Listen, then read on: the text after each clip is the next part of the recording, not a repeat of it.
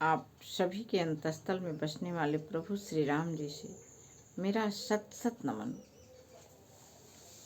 रामचरितमानस पाठ में आज हम लोग जानेंगे राम नाम की महिमा कि किस प्रकार राम नाम के द्वारा हम सभी अपने जीवन में सब सुखों को आकर्षित कर सकते हैं। लेकिन कब? जब हम एक दूसरे में राम को ही देखेंगे, राम को ही जानेंगे, राम को ही मानेंगे। और एक दूसरे में ही नहीं, सिर्फ मानव में ही नहीं,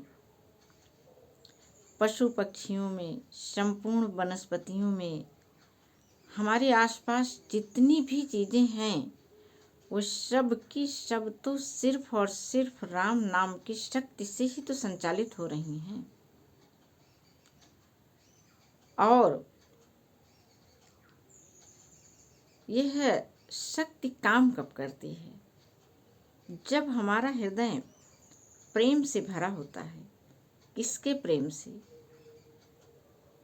राम रूप में संपूर्ण प्रकृति के प्रेम से।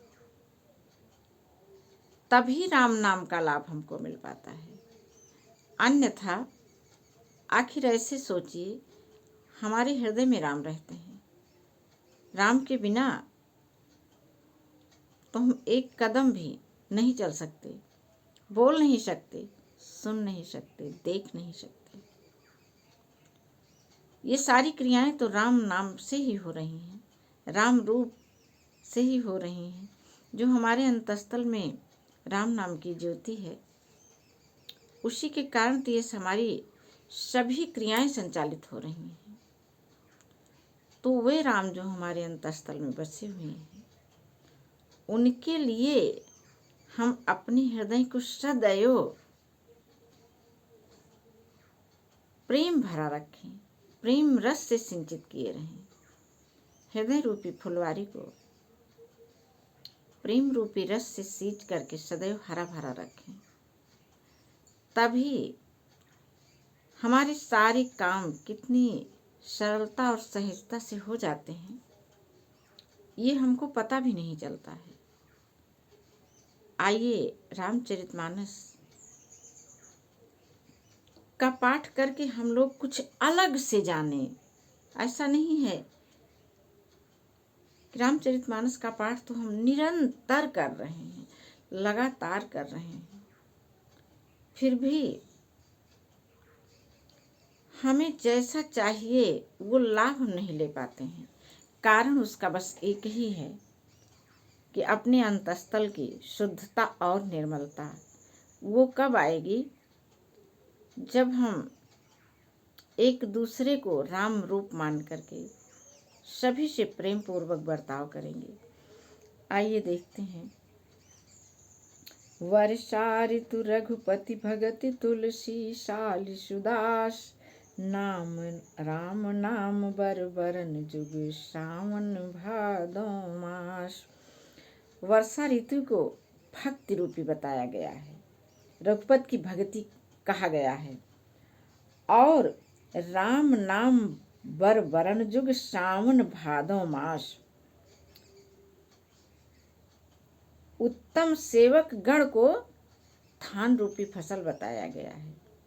रघुवर की भक्ति वर्षा है। और ये राम नाम के जो दो सुंदर अक्षर हैं, ये सावन भादों के महीने हैं। सावन भादों में हम सभी जानते हैं ना कि बिल्कुल जो वर्षा होती है वो धानों को कितना सुख पहुंचाती है। इसी प्रकार भगवान की भक्ति करने पर भगवान हम सबको भी सुख पहुंचाते हैं। आखर मधुर मनोहर दो, बरन बिलोचन जन जिय जो। सुमिरत सुलभ सुखद सब काहू, लोक लाहु पर लोक निवाहु। दोनों अक्षर मधुर और मनोहर हैं, जो वर्णमाला रूपी शरीर के नेत्र हैं, भक्तों के लिए जीवन है। स्मरण करने पर सबके लिए सुलभ और सुख देने वाले हैं। लेकिन जब भक्ति पूर्वक, प्रेम पूर्वक हम स्मरण करते हैं, तभी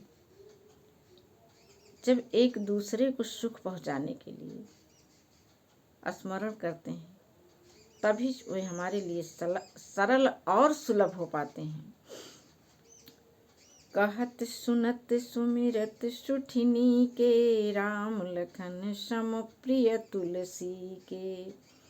बरनत बरन प्रीति बिल गाती, ब्रह्म जीव सम सहज संघाती। ये कहने, सुनने और स्मरण करने में बहुत बहुत ही अच्छे, क्यों ना स्मरण करने। राम भला किसको न याद रहेगा। कितना ये सरल और सुलभ है, जितना याद करने में उतना ही हम सबको सुखी और संपन्न करने में भी ये राम नाम पूरी तरह से समर्थ है।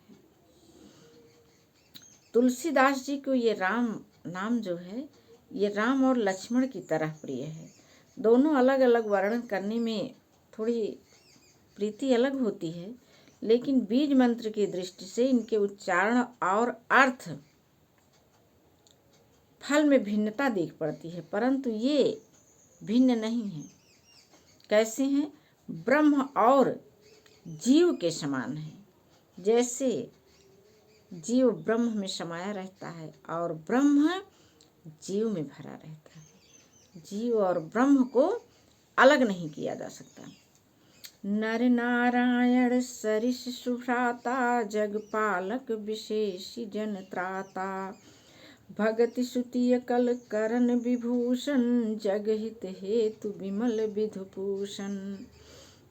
ये दोनों अक्षर नर नारायण के समान सुंदर भाई हैं। जगत के पालन में विशेष रूप से भक्तों की रक्षा करने वाले हैं। ये भक्ति रूपिणी सुंदर स्त्री के कानों के सुंदर आभूषण हैं और जगत हित के लिए निर्मल सूर्य और चंद्रमा हैं।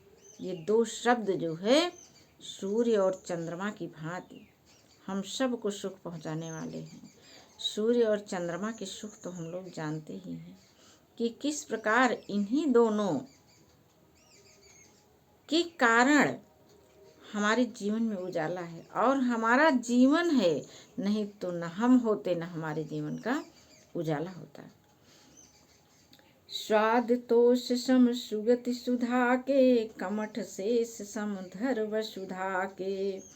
जन मन मंजु कंज मधुकर से, जीह जसोमति हरिहल धर से। एक छत्र एक मुकुट मणि, सब बरननि पर जो। तुलसी रघुबर नाम के, बरन विराजत दो। तुलसीदास जी कहते हैं कि रघुनाथ जी के नाम के दोनों अक्षर बड़ी शोभा देते हैं, जिनमें से एक छत्र रूप और दूसरा मुकुटमणि रूप से सब अक्षरों से यह ऊपर है।